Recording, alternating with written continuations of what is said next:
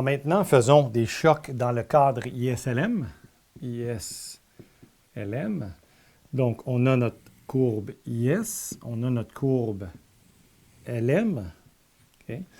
Et supposons qu'on commence à un point où les deux marchés sont à l'équilibre en même temps, c'est-à-dire le marché des biens, les marchés financiers, donc le liquidity money, là, donc le marché des monétaires, okay, est à l'équilibre, on est sur LM, et on est aussi sur IS, la courbe IS, Investment Savings.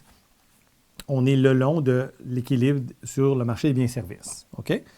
Donc, ici, au point A, là, on a, donc au point A, mettons, tiens ici, on a Y égale, donc la production concrète, ici, là, égale la demande agrégée, C plus I plus G plus XN. On a l'équilibre dans le marché des biens et services. Et on a aussi MS sur P égale L. Okay? Donc, équilibre dans le marché monétaire. Okay? Et maintenant, ben, faisons des chocs. Donc, supposons qu'il y a un boom aux États-Unis et ils demandent plus des biens de l'économie domestique et de notre économie. Donc, on exporte plus vers chez eux. Donc, XN augmente. Notre XN augmente parce qu'on vend plus vers les Américains. Et donc, IS se déplace vers la droite, stimulation de notre demande agrégée, IS'. Et l'effet du choc, c'est de A à B, n'est-ce pas? Donc, hausse de Y et hausse de taux d'intérêt. Okay? Donc, par exemple. Ensuite, qu'est-ce qu'on pourrait faire? Une politique, donc une politique monétaire expansionniste, par exemple, politique monétaire expansionniste. Okay? Donc, dans le cadre ISLM, c'est monétaire, donc ça touche la courbe LM, n'est-ce pas? Ça touche la courbe LM. Donc, on va faire une politique monétaire expansionniste. On a notre courbe IS, LM, LM comme ça. Et on part du point A ici. Okay? Et donc, si on stimule le marché monétaire, l'économie via le marché monétaire, les taux d'intérêt diminuent. Okay? Et il y a plus de PIB. C'est stimulant. Donc, on se déplace vers la droite.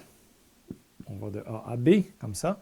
Et donc, il y a à la fois hausse de PIB et baisse de taux d'intérêt. Okay? Donc, ça, c'est une politique monétaire expansionniste. Okay? LM à droite.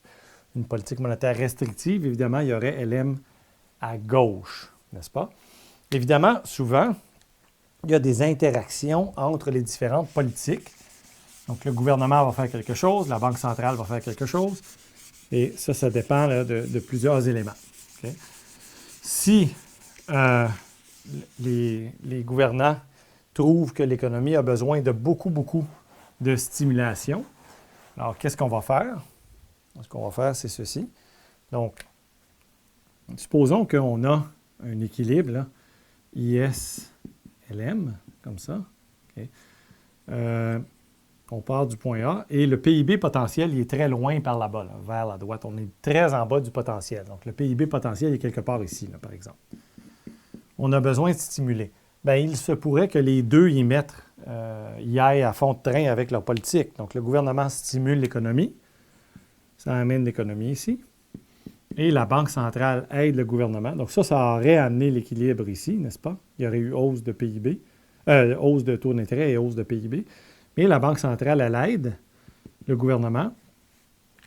Elle fait une politique monétaire expansionniste et elle amène son LM ici.